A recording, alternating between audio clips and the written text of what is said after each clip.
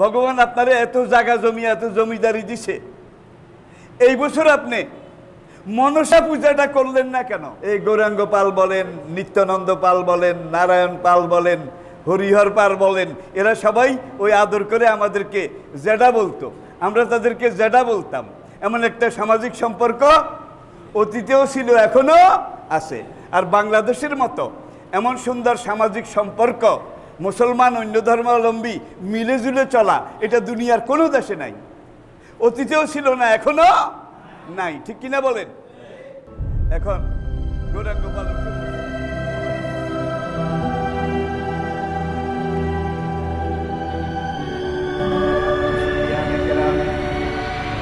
আসসালামু আলাইকুম ওয়া রাহমাতুল্লাহি ওয়া বারাকাতুহু।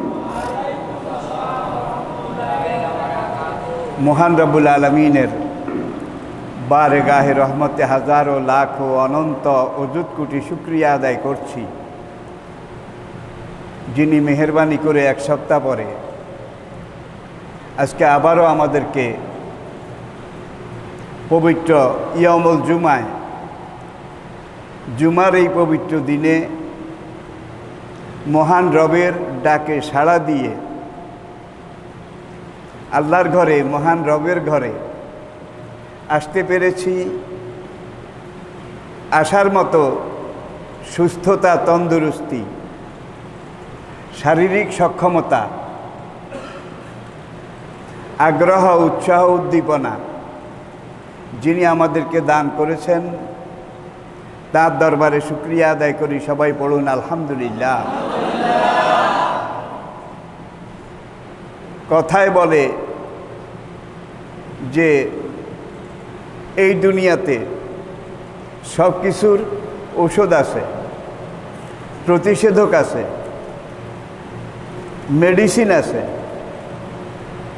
কিন্তু মরণ, মৃত্যু, এটার কোনো চিকিৎসা, প্রতিরোধ, মেডিসিন নাই। আর আমি গেল জুমায় আপনাদেরকে বলেছিলাম, যুগে যুগে অনেক মানুষ আল্লাহর অস্তিত্বকে অবিশ্বাস করেছে। কবর আযাব, হাসর, পুলসিরাত, মিজান, পরকাল, এগুলোকে অস্বীকার, অবিশ্বাস করেছে। কিন্তু মৃত্যু, মরণ, এটাকে অবিশ্বাস, অস্বীকার করার মতো নাস্তিক আজ পর্যন্ত এই দুনিয়ার বাজারে একটাও পাওয়া যায়নি। আবার দেখুন, আমাদের মানুষের দুনিয়াতে আসার একটা সিরিয়াল আছে, ক্রমিক নম্বর আছে, আসার ব্যাপারে সিরিয়াল আছে, বড় ভাইয়ের পরে মেজো, তারপরে সেজো। কিন্তু মৃত্যুর ব্যাপারে এই সিরিয়ালটা কি আছে? তাহলে আসার ব্যাপারে, জন্মের ব্যাপারে সিরিয়াল আছে, পরম্পরা আছে, ক্রমিক নম্বর আছে, কিন্তু যাওয়ার ব্যাপারে কোনো সিরিয়াল, কোনো ক্রমিক নম্বর কিছুই নেই। যারা এসেছে তাদের সবাইকে চলে যেতে হবে। আজকে আমরা যারা আছি, মনে করেন আগামী 50 বছর পরে এখানে হয়তো 2-4 জন থাকতে পারে, বাকি সব চলে যাবে। ইজা জুরতু আরদান বাদা তাওলে ইজতিনাবিহা ফাকাত সাদিকি অল বিলাদু কামাহিয়া। আমাদের এলাকার একটা লোক, মনে করেন 40-50 বছর আগে, বাল্যকালে, যৌবনের শুরুতে এখান থেকে চলে গেছে। মনে করেন রাজশাহী, যশোর, দিনাজপুর, এরকম আগে অনেক যেত, এখন আর যায় না। ওই লোকটা 40-50 বছর আগে এখানে আসলে তার নিজের বাড়িটা বোধহয় চিনতে পারবে? পারবে না, খুঁজে বের করতে পারবে না। এবং 50 বছর আগে সে দেখেছে এই মসজিদটা একটা টিনের ঘর ছিল, ছোট্ট একটা ঘর ছিল। এখন এই মসজিদটা দেখে সে আগের সেই মসজিদ, সেই ঘর, এইটা খুঁজলেও পাবে না। কিন্তু আগের মসজিদের চাইতে এটা অনেক বড়, মুসল্লির সংখ্যা অনেক বেশি, কিন্তু সে 40-50 বছর আগে যাদেরকে দেখে গিয়েছিল আজকে এসে দেখে যে তাদের একজনও নাই। ঠিক না ব্যাঠিক? এইটাই হলো এই দুনিয়াতে। বাজারে যান, মানুষের অভাব নাই। রাস্তা দিয়ে হাঁটেন, মানুষের অভাব নাই। কিন্তু দরকারি মানুষ খুঁজলে পাওয়া যাবে না। ঠিক কি না? সব আগাছা পরগাছা, ভালো গাছ নেই। আজকে আমাদের কেন্দ্রীয় মসজিদে আপনারা জানেন আমরা এক এক জুমায় এক একটা বিষয়ের উপরে আলোচনা করি। এটা আমি ইচ্ছা করেই করি। 13 ক্ষেতের বেগুন যদি তুলি, 13 ক্ষেতের তরকারির স্বাদ পাওয়া যায় না। ঠিক কি না? একটা বিষয় ধরব, সেটাকে একটু ভালো করে পর্যবেক্ষণ পর্যালোচনা, যেন এই বিষয়টার উপরে যারা আপনারা শুনছেন তাদের বুঝতে একটু সুবিধা হয়। সেই পরিপ্রেক্ষিতে আজকে আমি আলোচনা করব তাওহীদ, আল্লাহর একত্ববাদ, sovereignty of the Lord Almighty, সর্বশক্তিমান মহান রব্বুল আলামিনের একত্ব এবং সার্বভৌমত্ব। আমরা জানি এবং স্বীকার করি স্রষ্টা কয়জন? আল্লাহ কয়জন? কুল হু আল্লাহু আহাদ, লা ইলাহা ইল্লাল্লাহ। তিনি ছাড়া কোনো ইলাহ, রব, মাবুদ, খালেক, মালিক, সৃষ্টিকর্তা, পালনকর্তা, হুকুমদাতা, আইনদাতা, বিধানদাতা, জীবনদাতা, মৃত্যুদাতা কেউ আছে? তাহলে মানুষের জীবনের, আমাদের জীবনের সব কিছু যেই মহান সত্তা, যেই মহান জাত, যেই মহান হাস্তি, যার নিয়ন্ত্রণে, কন্ট্রোলে, যিনি এই সব কিছু করেন, সব কিছুকে নিয়ন্ত্রণ করেন, লালন করেন, পালন করেন, ধারণ করেন। প্রয়োজনে একজন জন্মগ্রহণ করে, প্রয়োজনে একজন চলে যায়। এই সব কিছুর যিনি একমাত্র মালিক, তিনি কে? আল্লাহ। কিছু কিছু মানুষ আল্লাহকে বাদ দিয়ে মরা পীরের কাছেও যায়, মরা বাবার দরবারেও যায়, গিয়ে বলে বাবা আমাকে একটা ছেলে দাও, বাবা আমাকে একটা চাকরির ব্যবস্থা করে দাও। ইজা মাতাল ইনসানু ইনকাতা আনহু আমালুহু। যেই মানুষ মরে যায়, মরে যাওয়ার পরে তার সব কাজকর্ম লকআপ হয়ে যায়, শেষ হয়ে যায়, বন্ধ হয়ে যায়। এখন যেই বাবার কাছে আপনি রেজেক চাইলেন, সেই বাবা যতদিন জীবিত ছিল কাঠটা খেয়েছে? কাঠটা? আল্লাহর রিজিকের খাত যতগুলো আছে সেগুলো বাদ দিয়ে, আল্লাহকে বাদ দিয়ে রিজিক খাওয়ার, রিজিক পাওয়ার কোনো ক্ষেত্র কি আছে? এরপরে আসুন, কঠিন একটা রোগ হয়েছে। এখন অমুক শরীফে যাবে, তমুক শরীফে যাবে, সেখানে বাবার দরগা জিয়ারত করবে। নিয়ত কি? যেন রোগটা ভালো হয়ে যায়। ভালো করার মালিক তো বাবা, ভালো করার মালিক বোধহয় কোনো পিসাব, কোনো বুজুর্গ, কে? ওয়াইজা মারিদতু ফাহুয়া ইয়াশফিন। আমার যখন কোনো বিমার হয়, রোগ হয়, তখন একমাত্র তিনি আমাকে শেফা দিতে পারেন, তিনি আমাকে রোগমুক্ত করতে পারেন। আমার যখন রিজিকের অভাব হয়, একমাত্র তিনি আমাকে রিজিক দিতে পারেন। ঠিক কি না? তাহলে জীবনের সব কিছুর মালিক যিনি, তিনি আমাদের রব, তিনি আমাদের সব। আপনার আমার, আমাদের রুটা, আত্মাটা সৃষ্টি করে আল্লাহ রাব্বুল আলামিন প্রথম আলমে আরওয়াহে রেখেছেন। আলমে আরওয়াহ, স্পিরিচুয়াল ওয়ার্ল্ড, আত্মার জগতে সেখানে আপনি আমি আমরা একটা কথা কিন্তু স্বীকার করে এসেছি, আমাদের রূহকে সৃষ্টি করে আল্লাহ জিজ্ঞেস করেছিলেন, আলাস্তু বিরাব্বিকুম, আমি কি তোমাদের রব নই? কালু বালা, সবাই বলেছে হ্যাঁ হ্যাঁ ঠিক, তুমি আমাদের রব। অন্য দেশের মানুষ হয়তো এক হাত তুলেছে, তুমি আমাদের রব। বাংলাদেশের মানুষ বোধহয় 2 হাত তুলেছে, থাকলে আরো তুলতো, ঠিক কিনা বলেন?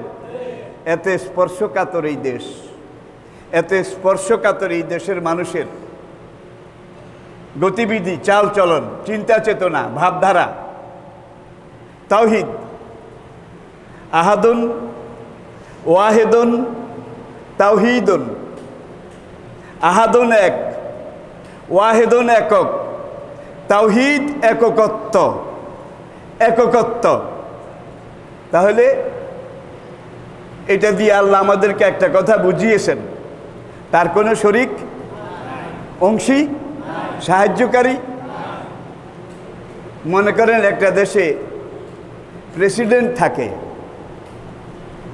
আবার কোনো কোনো দেশে প্রেসিডেন্টের পেছন দিয়ে আরেকজন থাকে ভাইস প্রেসিডেন্ট, কোনো কমিটিতেও থাকে। এরকম কেন থাকে? যিনি এখন দেশের বাদশা, তিনি অমর নন, তিনি নিখুঁত নন, নির্ভুল নন, নিরঙ্কুশ নন, তিনি বিপদ আপদের ঊর্ধ্বেও নন। যে কোনো সময় তার মৃত্যু হয়ে যেতে পারে, কঠিন কোনো বিমার হয়ে যেতে পারে, যার জন্যে আরেকজন ভাইস চেয়ারম্যান, ভাইস প্রেসিডেন্ট। একটা প্রাইমারি স্কুলে হেডমাস্টার কয়জন? 2 জন হলে বোধহয় স্কুলটা আরও ভালো চলতো, কি মনে করেন? একটা ইউনিয়নে চেয়ারম্যান কয়জন? বাংলাদেশে শেখ হাসিনা কয়জন? যদি আরেকজন থাকতো তাহলে দেশটা বোধহয় আরো তুফানের মতো চলতো, নাকি গুতাগুতি হইতো, গুতাগুতি ঠেলা ঠেলি, ঠিক কিনা? কোরআন আল্লাহ পাক এইটাই আমাদেরকে বুঝিয়েছেন, লাউ কানা ফীহিমা আলিহাতুম মিন দুনিল্লাহ, এই বিশ্ব চরাচরে আল্লাহ ছাড়া যদি আরেকজন আল্লাহ থাকতো, লা ফাসাদাতা, দিনের মধ্যে কয়েকবার এই দুজনের মধ্যে ঠেলা ঠেলি, ফিতনা ফাসাদ হতো। এক আল্লাহ বলতো বৃষ্টি দেব, আরেক আল্লাহ বলতো না রৌদ্র দেব, এই লাগালাগি শুরু, ঠিক কিনা বলেন? এরপরে আসেন আল্লাহর কোনো অ্যাসিস্ট্যান্ট, ভাইস আল্লাহ, ভাইস আল্লাহ, এটা দরকার আছে? আল্লাহর বোধহয় মৃত্যু আছে, রোগ ব্যাধি, ক্ষয় লয়, হুয়াল আব্বাল ওয়াল আখির ওয়াল জাহির ওয়াল বাতিন ওয়া হুয়া আলা কুল্লি শাইইন কাদির। তার কোনো মৃত্যু নেই, তার কোনো অসুখ বিসুখ নেই, তার কোনো লয় নেই, ক্ষয় নেই, তিনি চিরন্তন, তিনি অনাদি, তিনি অনন্তর। তাহলে দুনিয়াতে মানুষ সসীম, সীমাবদ্ধতার মধ্যে আছে, যে কোনো সময় যে কিছু হয়ে যেতে পারে, কিন্তু আল্লাহর অভিধানে আল্লাহর কোনো সীমাবদ্ধতা, আল্লাহর বোধহয় মরণ আছে, রোগ ব্যারাম, বিমার আজার, আর এই অনন্তকাল, এই জগৎ কবে সৃষ্টি হয়েছে এটার কোনো সঠিক হিসাব আজ পর্যন্ত পাওয়া যায়নি। আর আল্লাহ রাব্বুল আলামিন তিনি কে, কোথা থেকে আসলেন? আল্লাহ শব্দের কোনো বাংলা অনুবাদ হয় না। সৃষ্টিকর্তা যদি বলেন আল্লাহ, তাইলে হয় না।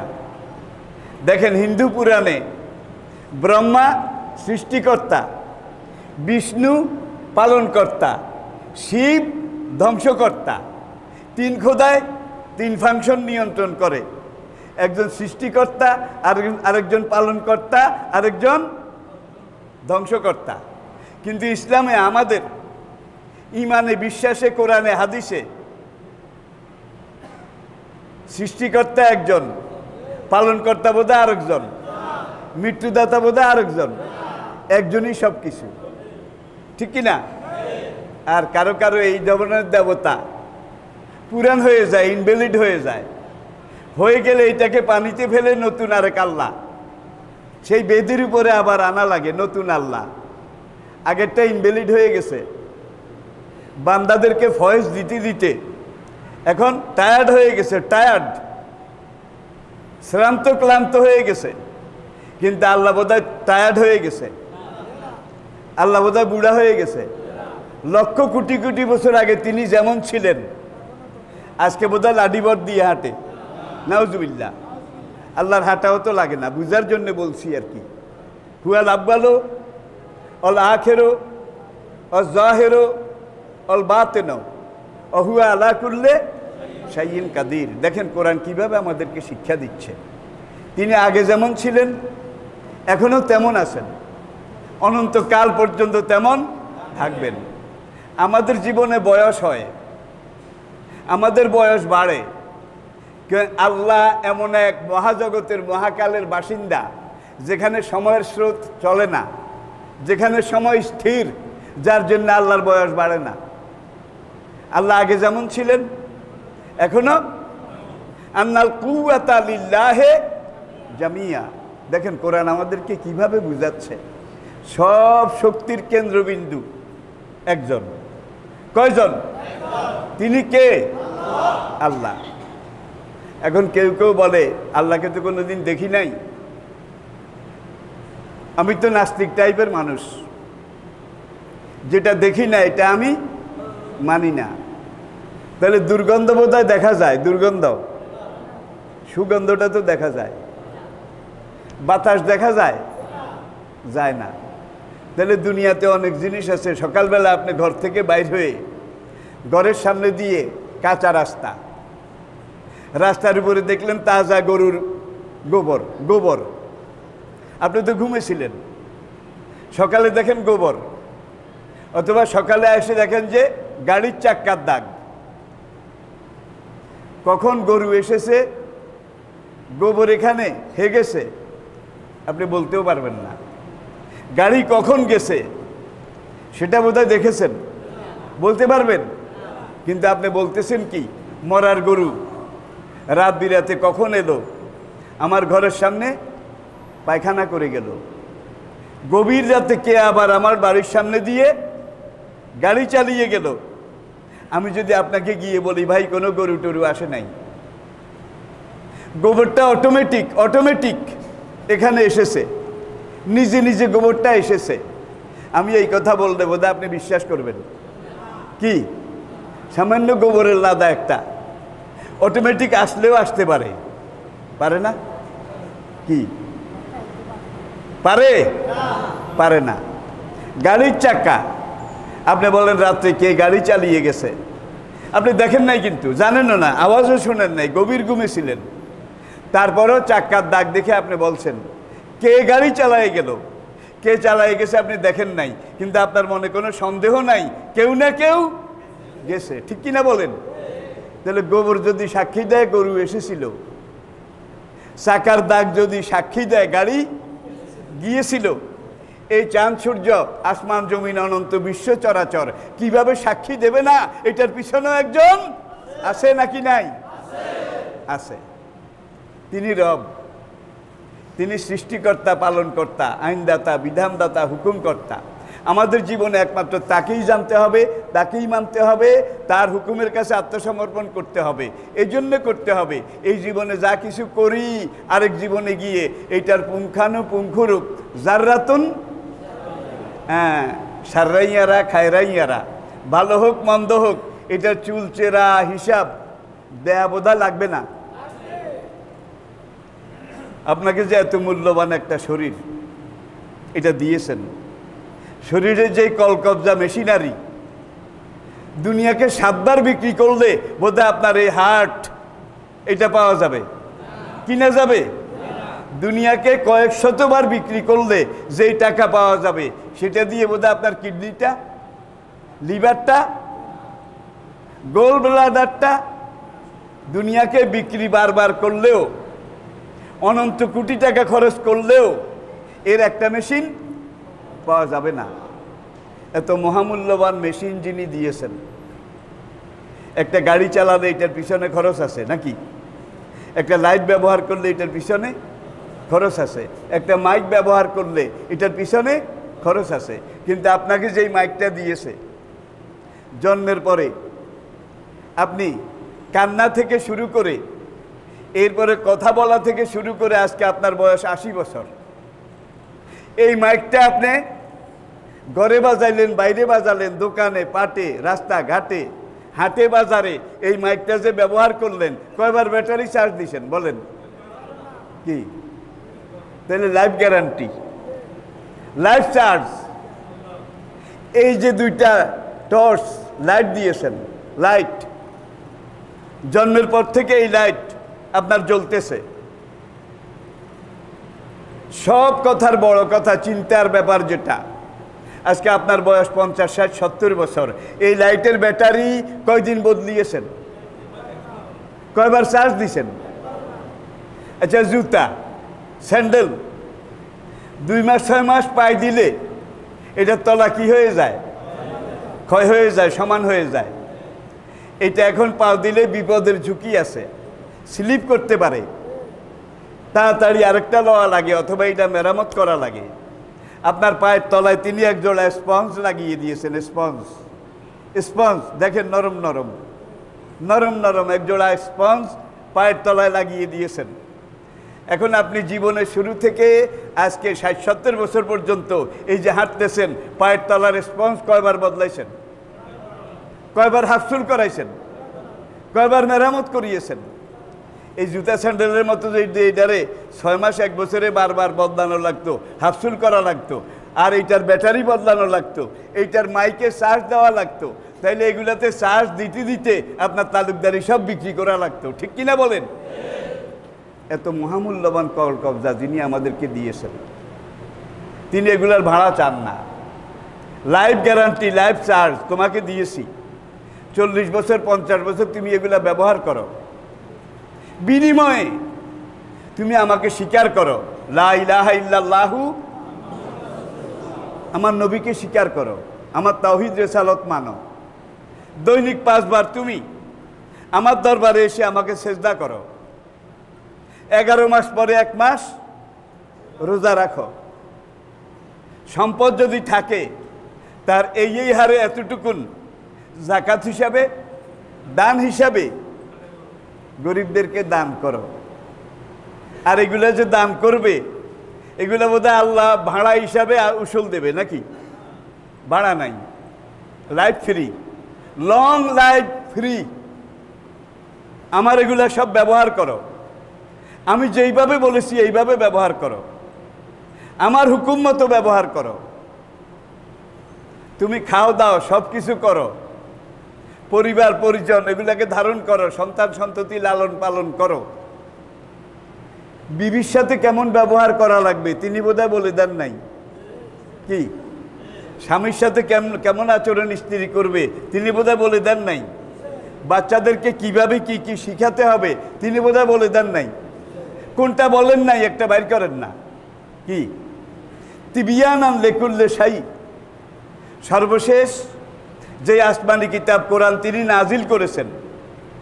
তিবিয়ানুন, বায়ানুন থেকে আরবি বায়ানুন, পুঙ্খানুপুঙ্খরূপে বিন্দু বিসর্গভাবে আপনার জীবনে যা দরকার, যেখানে দরকার, যেভাবে দরকার, যত কিছু দরকার কোরআনে বলে দিয়েছে নাকি দেয় নাই? কোরআন যেখানে যা কিছু বলেছে আমাদের নবী সব কিছু নিজের জীবনে আগে গ্রহণ করেছেন, বাস্তবায়ন করেছেন। করার পরে আমাদেরকে বলেছেন সল্লু কামা রাআইতুমুনি উসাল্লি, তোমরা নামাজ আদায় করো, দুনিয়ার ঘর সংসার করো। কিভাবে করবে? যেভাবে আমি করে তোমাদেরকে দেখাচ্ছি। কোরআন হচ্ছে আমাদের জীবনের মূল কারিকুলাম, কোরআন হচ্ছে আমাদের জীবনের মূল সিলেবাস। আর নবীজির হাদিস এটা হলো ওই কোরআন রূপী সিলেবাসের টেস্ট পেপার, মেড ইজি, সরাত আসরি। কোরআনের ব্যাখ্যা এটা হলো হাদিস, ঠিক কিনা বলেন? তাহলে কোরআন বুঝতে হলে নবীকে লাগবে, নবী ছাড়া কোরআন বোঝা যাবে না। আবার নবীকে বুঝতে হলে কোরআনকে লাগবে, একটাকে বাদ দিয়ে আরেকটা পাওয়াও যাবে না, জানাও যাবে না, বুঝাও যাবে না। কোরআন এবং হাদিস এই দুইটা হচ্ছে আমাদের জীবনের প্রধান পথ প্রদর্শন। আবার আসুন তাওহীদ। আমি বলে থাকি আপনি কোনোদিন বিলাত যান নাই, বিলাত আর বিলাতের হিথ্রো বিমানবন্দর দুনিয়ার সবচেয়ে ব্যস্ততম আন্তর্জাতিক বিমানবন্দর। প্রতি 1 মিনিটে 7টা বিমান উঠানামা করে 1 মিনিটে। এত ব্যস্ত বিমানবন্দর দুনিয়াতে আরেকটা এখনো নেই। এখন আপনি কোনোদিন বিলাত যাননি, হিথ্রো বিমানবন্দরও দেখেননি, আপনি ঘরে বসে বসে বলেন হিথ্রো নামক কোনো বিমানবন্দর আছে? এটা আমি মানি না। আমি বললাম কেন মানেন না? আমি দেখি নাই। তাহলে আপনি দেখেন নাই, এই জন্য হিথ্রো বিমানবন্দর নাই। কি আপনি দেখেননি এই জন্য বোধহয় হিথ্রো বিমানবন্দর নাই? নাকি আছে? নাই নাকি আছে? এটা তো আপনার ঘরের কাছে, এটা তো আপনার দুনিয়ার পরিবেশে, এটা তো 7 আসমানের উপরে নয়, 7 জমিনের নিচেও নয়, আপনার জমিনের এই লেয়ার, এই ডাইমেনশনের উপরে আছে। এইটা আপনি দেখেন নাই। কিন্তু আপনি যদি বলেন হিথ্রো বিমানবন্দর বলতে যে কিছু আছে, এটা আমি স্বীকার করি না, মানিও না, তাহলে আপনার মতো গোড়া, আপনার মতো পাগল এই সংসারে বোধহয় আরেকটা আছে। আছে? আপনি দেখেননি, এই জন্য বোধহয় হিথ্রো বিমানবন্দর নাই। কি বরং আপনি বলতে পারেন ভাই হিথ্রো বিমানবন্দর আছে কি না বা কি এই ব্যাপারে আমার জানা নাই। আপনি বলতে পারেন ভাই পরকাল আছে কি না, কবর আযাব কি আছে কি না এই ব্যাপারে আমার জানা নাই। এর দূর বললেও তো সহ্য করা যায়। কিন্তু আপনি যদি বলেন পরকাল আমি দেখি নাই, পরকাল বলতে কিছুই নাই, তাহলে এটা কি আকলমান, বিবেকবান, বুদ্ধিমান মানুষের কথা হলো? আবার আসেন তৌহিদ, আল্লাহর একত্ববাদ। আল্লাহর কোনো অ্যাসিস্ট, আল্লাহর কোনো সহযোগী, সহমর্মী, সাহায্যকারী লাগে না। তিনি একাই সব কিছু নিয়ন্ত্রণ করার ক্ষমতা রাখেন। ঠিক কিনা বলেন? আমাদের আশেপাশে কোনো কোনো জাতিগোত্রের লোক অতীতেও ছিল, এখনো কম হলেও আছে, তারা রেজেকের জন্যে দুর্গা দেবীর পূজা করে, ছেলে মেয়ে যেন পরীক্ষায় ভালো পাশ করে, ভালো রেজাল্ট হয়, এজন্যে সরস্বতী দেবীর পূজা করে। ঠিক কিনা বলেন? আর ছেলে যেন মোটা তাজা হয়, এই জন্য মা কালীর পূজা করে। তাদেরকে যেন কোনোদিন কলেরা, বসন্ত, ডায়রিয়া, ডেঙ্গু এই ধরনের মহামারী আক্রমণ না করে, এই জন্যে তারা শীতলা পূজা করে। তাদেরকে যেন কোনোদিন সাপ গোপ বলতা ভিমরুলে কামড় না দেয়, এই জন্যে তারা মনসা পূজা করে। ঠিক কিনা বলেন? আমাদের গৌরাঙ্গ পালকে আপনারা অনেক চিনেন, রাজকুমার পালের বাড়ির গৌরাঙ্গ পাল। তারা কিন্তু আমাদের জমিদার ছিল। ইতিহাসের কোনো এক সময় আমি রায়পুর আলিয়া মাদ্রাসায় পড়ি, ফাজেলে ডিগ্রি ক্লাসে, বৃহস্পতিবার বাড়িতে এসেছি সন্ধ্যার আগে আগে। এখন দেখি যে আমার ওই আব্বুর ঘরের সামনে মানুষ আর মানুষ, হিন্দু মুসলমান মানুষ ধরে না। আমি একটু ভয় পেলাম, এত মানুষ সন্ধ্যার আগে। এখন আস্তে আস্তে জানতে জানতে জানলাম যে গৌরাঙ্গচন্দ্র পাল পোদ্দার বাজারে গিয়েছিল। সেখান থেকে বাড়ি ফেরার সময় ওই বড় বাড়ির মোড়ে এ রাতের অন্ধকারে সাপের পিঠে পাও দিয়েছে, গোখরা সাপে কামড় দিছে, সেখানে পড়ে গেছে, বেহুশ হয়ে গেছে। লোকজন তাকে কোলে করে আমাদের ঘরে নিয়ে আসছে। এখন আমার আব্বু তাকে ওই যে বিষ, ডোর যেটাকে বলে সাপের বিষ, এটা দিচ্ছেন। কয়েকবার ফু দেওয়ার পরে এখন আমি কাছে গিয়ে দাঁড়াইছি, ব্যাপারটা কি, মনে আফসোস। কারণ আসলে আমাদের এখানে সংখ্যালঘু যারা ছিল আমাদের বাপ দাদার আমলে, তাদের সাথে আমাদের একটা সামাজিক সম্পর্ক ছিল। এই গৌরাঙ্গ পাল বলেন, নিত্যানন্দ পাল বলেন, নারায়ণ পাল বলেন, হরিহর পাল বলেন, এরা সবাই ওই আদর করে আমাদেরকে জেডা বলতো, আমরা তাদেরকে জেডা বলতাম। এমন একটা সামাজিক সম্পর্ক অতীতেও ছিল, এখনো আছে। আর বাংলাদেশের মতো এমন সুন্দর সামাজিক সম্পর্ক মুসলমান অন্য ধর্মাবলম্বী মিলে জুলে চলা, এটা দুনিয়ার কোনো দেশে নাই। অতীতেও ছিল না, এখনো নাই। ঠিক কিনা বলেন? এখন গৌরাঙ্গপাল উঠে বসছে, আমার আব্বা ও ডোর এটা শেষ করে দিয়েছে। দেওয়ার পরে এখন আমি যখন সামনে গেছি, গৌরাঙ্গপাল আমাকে বলে, যেটা আদাব আদাব, তারা আদাব দিত। আমিও কইলাম যেটা আদাব। আমাকে যেটা কি হয়েছে? বাবা কইয়েন না, বাজারে গেছিলাম, বড় বাড়ির ওখানে রাস্তায় তাল গাছ একটা আসিল, তাল গাছের পশ্চিম কিনারে এই কালের মাথায় পাও দিছি, আমারে কামড় দিছে, আমি তো বেহুশ হয়ে পড়ে গেছি, আমারে এখানে কে আনছে? আমাকে কে আনছে টানছে এইটা পরের কথা।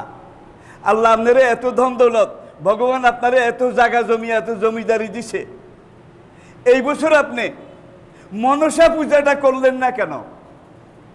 ঈশ্বরের দোয়াই করেছি, ঈশ্বরের দোয়াই মনসা পূজা করেছি। ওনার কোন নিয়তে কেন করেছেন? যেটা পূজাটা তো করেছি এই কালে যেন আমারে মনসা পূজা করলে আর সাপে টাপে বিচ্ছুয়ে কামড়ায় না, কাল সাপেও খায় না। আমাকে মনসা পূজা করেছেন তো? করেছি। আমার 350 টাকা খরচ হয়েছে সেই পাকিস্তান আমলে, 350 টাকা, অনেক টাকা। কিন্তু আমি বললাম তাইলে আপনি মনসা পূজা করলেন যেন এইটা আপনাকে না কামড়ায়, এখন পূজাও করলেন এইটাও কামড়াইল, তাহলে আপনার মনসা দেবী কোথায় আসিল? যার পূজা করলেন, এত কিছু করলেন, ভগবান ভগবান এইসব পূজায় কিছু যায়ও না, আসেও না। আসল কথা হইল নিয়তি। নিয়তি তাহলে ওই নিয়তি বা ভাগ্য এটা কার নিয়ন্ত্রণে? আচ্ছা, এই যে ফাল্গুন মাসে তারা এই পূজা করে, এটা হলো ওই ছেলেপেলের জন্য পরীক্ষায় ফেল না করে। কি পূজা জানি? কি? সরস্বতী। এই মাঘে সরস্বতী এই পূজা করলে নাকি একটাও ফেল করে না, কারণ মা সরস্বতী তাদের বিদ্যার খোদা, বিদ্যার খোদা। এখন স্কুল কলেজে আপনি খবর নেন, যারা মনসা পূজা করে প্রত্যেক বছর, তারা 100 ভাগে 100 ভাগ পাস করেছে। কি? তারা 100 ভাগে 100 ভাগ গোল্ডেন A+ পাইছে। আর মুসলমান ছেলে যারা জীবনে কোনো দিন মনসা পূজার কাছেও যায় নাই, তারা 100 ভাগে 100 ভাগ ফেল করেছে। তাহলে বোঝা গেল মনসায় কিছুই করতে পারে না, শীতলায় কিছুই করতে পারে না, ব্রহ্মা বিষ্ণু শিব কিছুই করতে পারে না, সব কিছু একজনের হাতে। তিনি কে? আলহামদুলিল্লাহ রাব্বিল আলামিন। ঠিক কিনা বলেন? একবার বিলাতে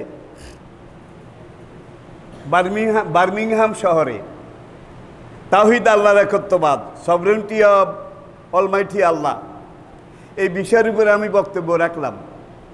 বক্তৃতার পরে প্রশ্নোত্তর।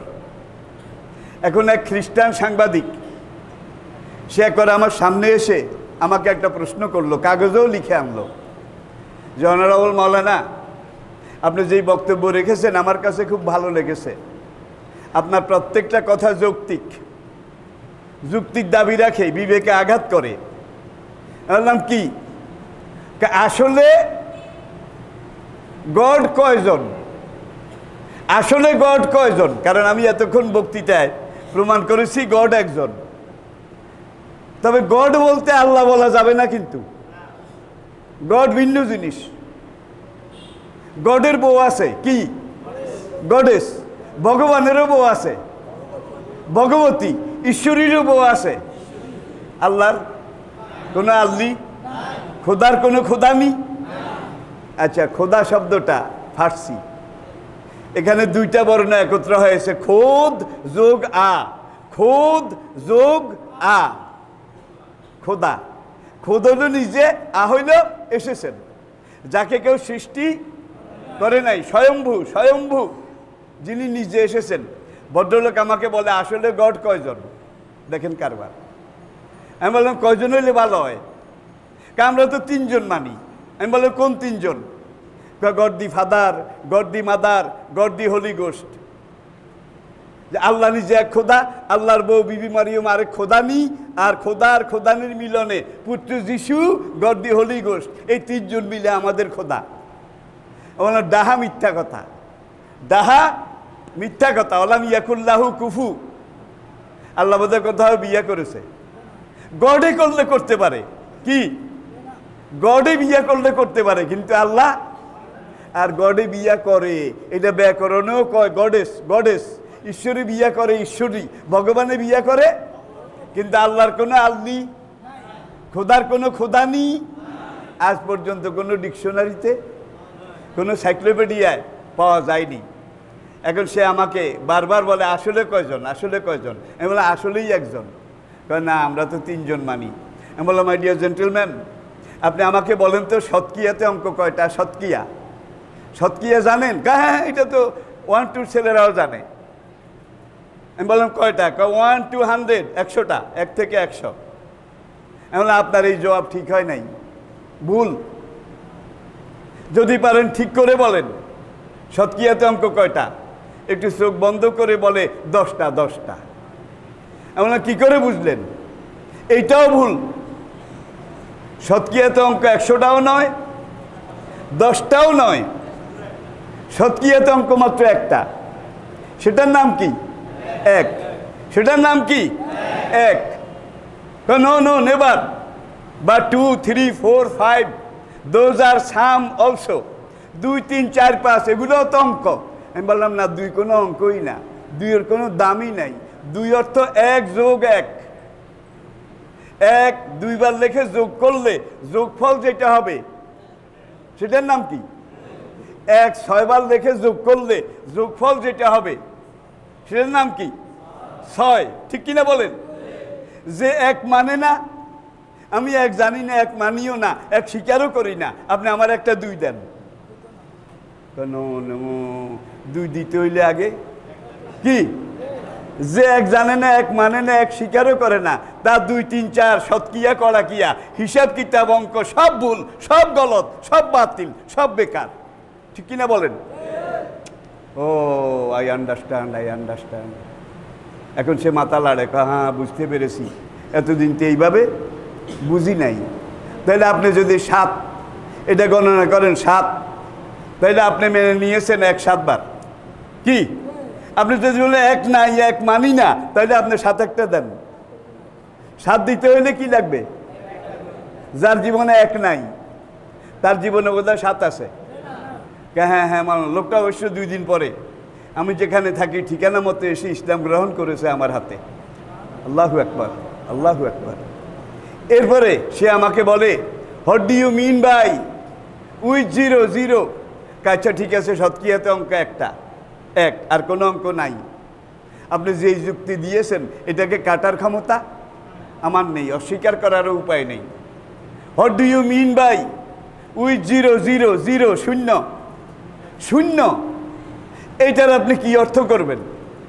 বললাম 0 is equal to nothing. 0 is equal to শূন্য অর্থ কিছুই না, শূন্য অর্থ nothing. No no never, but 0 is something. শূন্য কোনো একটা দামি কিছু। আমি বললাম no no never, but 0 is nothing. 1 is protect, 1 is universal, 1 is super natural. একই সব কিছু, একই একক, একই চিন্ময় অব্যয় অরূপ অতুল, একই কালোজয়ী। এছাড়া যা আছে সব মিথ্যা, যা আছে সব একের লীলা খেলা, একের যোগ বিয়োগ পূরণ ভাগ। ঠিক কিনা বলেন? I understand, I understand. Honourable মাওলানা, একটা শূন্য লিখলে 10 গুণ বাড়ে, 2টা শূন্য লিখলে 100 গুণ বাড়ে, 3টা শূন্য লিখলে। আমি বললাম কিসের সামনে? 1 1 1 1। 1-এর সামনে একটা শূন্য দিলে 10 গুণ হয়ে যায় কত? আর আপনি বলেন 0 ইজ নাথিং, 0 ইজ সামথিং। এই জন্যই তো একটা শূন্যে 10 করে বাড়ায়, আর আপনি নাথিং বলে 0কে আউট করে দিলেন। যেটা আসলে আউট, যেটা আসলে নাথিং, যেটা কিছুই না, সেটাকে কোনো একটা কিছু আমি বলতে রাজি না। আমাকে একটু বুঝাইয়া বলেন। তখন সে পকেট থেকে ডায়েরি বের করলো। আমি বললাম 1 মানেন তো? মানেন তো? মানাইলেন তো? ঠেলা কথা, মানাইলেন তো? বললাম তাহলে রাইট ডাউন প্লিজ 1। সে 1 লিখলো। আমি বললাম মাই ডিয়ার জেন্টলম্যান, এইবার on left side on the 1, 1-এর বাম দিকে আপনি একটা শূন্য লেখেন, 1-এর বাম দিকে পেছনে। খুব লক্ষ্য করেন, সে লিখলো। আমি বললাম রিড ডাউন প্লিজ, একটু পড়েন কয় গুণ হয়েছে। আপনি তো বলছেন 10 গুণ বাড়ে, এখন একের পিছনে একটা শূন্য লিখছেন, কয় গুণ হয়েছে? নো নো, বাট 01 01 01, এমন ইনক্লুড অ্যানাদার। আপনার শখ থাকলে আরেকটা বাম দিকে শূন্য লেখেন, সে লিখলো। আমি বললাম রিড ডাউন প্লিজ, পড়েন। সেইবার বলল 001। আমি বললাম ইনক্লুড অ্যানাদার, আরেকটা শূন্য লেখেন, 3টা হইল। আমি বললাম এইবার পড়েন। সে বলে 0001 0001। আমি বললাম তাহলে 1 is 1, 1 is perfect, 1 is something, 1 is all thing, all thing। এই 1, এই এক, এইটাই আসল জিনিস। ভদ্রলোক একটু হেসে বলল, মাই ডিয়ার জেন্টেলম্যান, অনারেবল মাওলানা, শূন্যটা বাম দিকে দিয়ে তো আমারে খাইছেন, আমারে ঠেকাইছেন। যদি আপনি পারেন, সৎসাহস থাকে, তাহলে শূন্যটা ডান দিকে দেওয়ার হুকুম দেন আমাকে, ডান দিকে, তাহলে দেখবেন আমার কথা ঠিক। আমি বললাম খুশি হন নাকি? ইয়েস ইয়েস, খুশি হই, ইয়া ইয়া, ওরা ইয়েসকে বলে ইয়া। আচ্ছা এটা কাটুন, আবার দেখুন 1, সে লিখলো। আমি বললাম এইবার 1-এর সামনে ডান দিকে একটা শূন্য লিখুন, একের ডান দিকে সামনে, সে লিখলো। এবার শুধু হাসে, this is 10 10, this is perfect 10। এমন ইনক্লুড অ্যানাদার, আরেকটা দেন, দিস ইজ 100 100 100। কি খুশি। আমরা ইনক্লুড অ্যানাদার, আরেকটা শূন্য লিখুন, লিখলো, দিস ইজ 1000 1000। আমি বলে এইবার আমি আমার এক উঠাই নিলাম। কি? এইবার আমি আমার এক উঠাই নিলাম। কত? অল আর জিরো, অল আর নাথিং, অল আর জিরো। তাইলে এই এক, তিনি হলেন আমাদের অলমাইটি আল্লাহ। এই এককে যদি আপনি মানেন, তাইলে আপনার জীবনের যোগ ঠিক, বিয়োগ ঠিক, পূরণ ঠিক, ভাগ ঠিক, অঙ্ক ঠিক, ঘর ঠিক, সংসার ঠিক, দুনিয়াদারি ঠিক। আর যদি এককে না জানেন, এককে না মানেন, তাহলে আপনার অল আর জিরো জিরো জিরো, আপনার সব শূন্য শূন্য, সব বেকার। আমি কি বুঝাতে পেরেছি? আল্লাহ পাক আমাদেরকে বুঝার তৌফিক দান করুন। আমরা তাওহীদ, আল্লাহর একত্ববাদ, এটা মানতে রাজি আছি তো? কথায় নাকি কাজে? তাহলে আল্লাহর সাথে কাউকে শরীক করা যাবে না। আল্লাহ ছাড়া কারো হুকুম মানা যাবে না। আল্লাহ ছাড়া কারো আইন মানা যাবে না। আল্লাহ ছাড়া কারো বিধান মানা যাবে না। ইনিল হুকম ইল্লা লিল্লাহ। হুকুম দেওয়ার মালিক কয়জন? বিধান দেওয়ার মালিক কয়জন? তাহলে যাদের জীবনে আল্লাহর হুকুম চলে, যাদের জীবনে আল্লাহর বিধান চলে, যাদের জীবন আল্লাহর হুকুম দ্বারা নিয়ন্ত্রিত হয়, তারাই আল্লাহর বান্দা, তারাই মুসলমান। ঠিক কিনা বলেন? আবার আমাদের মধ্যে কিছু মানুষ এমনও আছে, আল্লাহর বিধানও মানে, মুখে মুখে মুখে মুখে আল্লাহর বিধানও মানে, কিন্তু আবার রেজেকের জন্যে অমুক শরীফ তমুক শরীফ, ফলনা শরীফ তলনা শরীফ যায় রিজিকের জন্যে, চাকরির জন্যে। কেউ বাবার কাছে যায়, কেউ দরগার কাছে যায়, কেউ আবার পীরের কাছেও যায়। ঠিক কিনা বলেন? রেজেকের মালিক কয়জন? জীবনের মালিক কয়জন? সম্পদ দেওয়ার মালিক, নেওয়ার মালিক, রক্ষার মালিক, হায়াত দানকারী, মৃত্যু দানকারী। তাহলে জীবনের সব কিছুকে নিয়ন্ত্রণ করে একজনে। ঠিক কিনা বলেন? মাঝখান দিয়ে আপনি এখানে ওখানে এখানে, আপনার একটা চাকর আছে, চাকর কাজের জন্য রেখেছেন, তাকে আপনি দায়িত্ব বুঝাই দিয়েছেন, সকালে বাড়িটা ঝাড়ু দেবে, ঘরটা পরিষ্কার করবে, ড্রেন এটা পরিষ্কার করবে, এটা করবে, ওটা করবে, কাপড় চোপড়গুলো ধোবে। এখন সে আপনার সামনে এসে বলে, স্যার আসসালামু আলাইকুম, স্যার আসসালামু আলাইকুম, স্যার আপনি আমার স্যার, আমি আপনার গোলাম, স্যার আপনি আমার স্যার, আমি আপনার গোলাম। এই কথা কইয়া টইয়া পাশের বাড়িতে যে আরেকজনের বাড়ি ঝাড়ু দেয়, আরেকজনের কাপড় চোপড় ধোয়, আরেকজনের ভাত রান্না করে, আরেকজনের লাকড়ি খড়ি এগুলা যোগান দেয়। চাকর কিন্তু আপনার, বেতনও আপনি দেন, খাওয়াও আপনি দেন, কাপড় চোপড়ও আপনি দেন, কিন্তু সে কাজ করে কার? আপনারে আপনি স্যার স্যার, আপনি আমার স্যার, আপনি আমার সব, আপনি আমার স্যার, স্যার আসসালামু আলাইকুম, এই কথা কইয়া আবার আরেকজনের বাড়িতে কাজ করতে গেছে। আমাকে অবস্থা এরকম কিনা কন?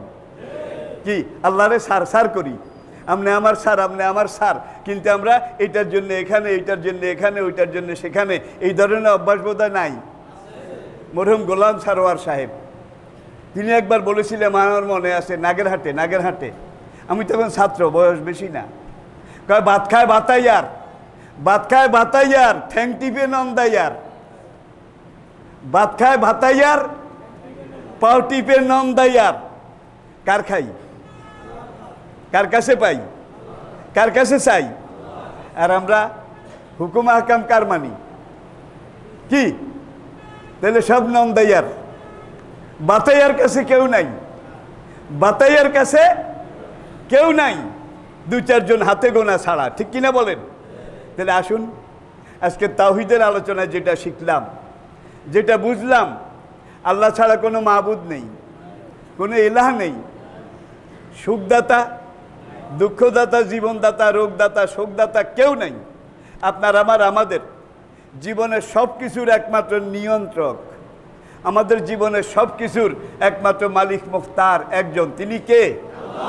আন্নাহু লা ইলাহা ইল্লাহু, তিনি ছাড়া আর কোনো ইলাহ, তিনি ছাড়া রক্ষাকর্তা পালনকর্তা আর কেউ নেই। আপনি নামাজে এসে এই কথাটাই বলেন, আলহামদুলিল্লাহে রাব্বিল আলামিন, আর আপনি ওখানে বলে আসছেন আলাস্তু বিরাব্বিকুম কালু, তাকে রব স্বীকার করে আসছেন। শুরুতে একটু বলছিলাম, স্বীকার করেন নাই বোধহয়, আল্লাহ মিথ্যা কইছে, স্বীকার করেছেন যে দুনিয়াতে গিয়ে তোমাকে রব মানবো, তোমাকে সব মানবো, তোমার ছাড়া অন্য কারো আইন মানবো না, হুকুম মানলো না। আল্লাহর কসম, আল্লাহর দোহাই, এই ওয়াদা আপনি সেখানে করে এসেছেন।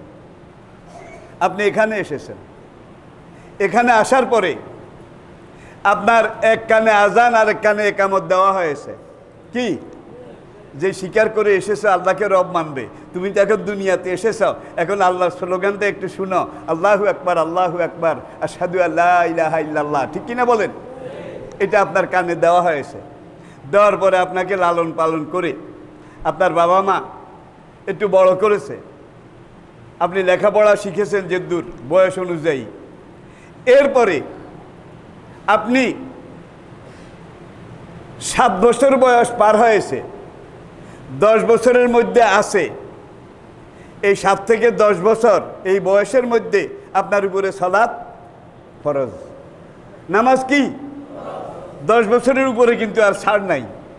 10 বছরের মধ্যে নামাজ পড়তেই হবে, ঠিক কিনা বলেন? মুরু সিবিয়ানাকুম বিসসালাতি ইজা বালাগু সাবা ওয়াদরিবুহুম ইজা বালাগু আশরা, 10 বছর সর্বশেষ। এরপরে আপনি যখন নামাজ পড়েন, নামাজের মধ্যে আপনি কি বলেন? আলহামদুলিল্লাহে এই রব, সেই রব, ঠিক কিনা? দৈনিক 5 বার আপনি নামাজে আসলেই কি বলেন? সমস্ত প্রশংসা, তারিফ, সব কিছু ওই আল্লাহর জন্য, তিনি রব্বিল আলামিন, পুরা দুনিয়ার রব। কুল আউযু বিরাব্বিল ফালাক, কুল আউযু বিরাব্বিন নাস, সবখানে আমি রবের কাছে পানা চাই, রবের কাছে আশ্রয় চাই। সেই রব মানে কি? আল্লাহ। সে রব মানে কি? খালেক। সেই রব মানে কি? মালিক। জীবনের সব কাজে সেই রবের কাছে আত্মসমর্পণ করতে আমরা কি রাজি আছি? ভাই, মুখে তো আমরা যে করি, কাজে যদি পরিণত না করি, আমি চলে যাব, আপনিও চলে যাবেন। ইন্নাকা মাইয়িতুন ওয়া ইন্নাহুম মাইয়িতুন, আমরা সবাই চলে যাব, যে কোনো মুহূর্তে চলে যাব। চলে যাওয়ার পরে আপনাকে কবরে রাখা হবে। কবরে যখন 2 ফেরেশতা আসবে, আপনাকে প্রথম ইন্টারভিউ, পরীক্ষা শুরু হবে। মান রব্বুকা, দেখছেন কারবার? মান, দেখছেন? ওখানে রব স্বীকার করে এসেছেন, এখানে রবের চর্চা করবেন, এখানে রবকে মানবেন। এরপরে কবরে যাওয়ার পরে আপনার প্রথম ইন্টারভিউ মান রব্বুকা। এখন সেখানে যদি পাশ করতে চান, তাইলে এখানে জীবনে রবকে ধারণ করতে হবে, লালন করতে হবে, পালন করতে হবে, রবকে স্বীকার করতে হবে, রবের হুকুম আহকাম মানতে হবে। আর যদি আপনি এখানে রবের হুকুম আহকাম না মানেন, আল্লাহর বান্দা হিসাবে আল্লাহর খলিফার কাতারে নাম না লেখাইতে পারেন, স্বেচ্ছাচারী যথেচ্ছ জীবনযাপন করেন, যথেচ্ছাচার করেন, তাইলে আপনাকে যখন কবরে রাখা হবে, ফেরেশতা এসে জিজ্ঞেস করবে মান রব্বুকা। আল্লাহ বলেন কাযালিকা তাতকা আয়াতুনা ফানাসি তাহা, তোমার কাছে আমার কোরআন গেছিল, নবী গেছিল, আলেমরা বলেছিল, কিন্তু তুমি সব ভুলে গেছো, বাদ দিয়েছ। অকাযালিকাল ইয়াওমা তুনসা, আজকে মান রব্বুকা প্রশ্ন এটা তোমাকে করেছে, তোমাকে এই প্রশ্নের জবাব ভুলিয়ে দেওয়ার দায়িত্ব আমি আল্লাহ নিলাম। জীবনে আল্লাহকে তুমি ভুলেছিলে, ঠিক কিনা বলেন? আজকে তুমি, একদিন এক নাস্তিক আমারে কয় তসবিহ হাতে নিয়ে 3টা জিনিস শিখবো, রব্বি আল্লাহ, দীনি আল ইসলাম ও নবী মোহাম্মদ, হাতে মুখস্থ করে ডরে যাইব।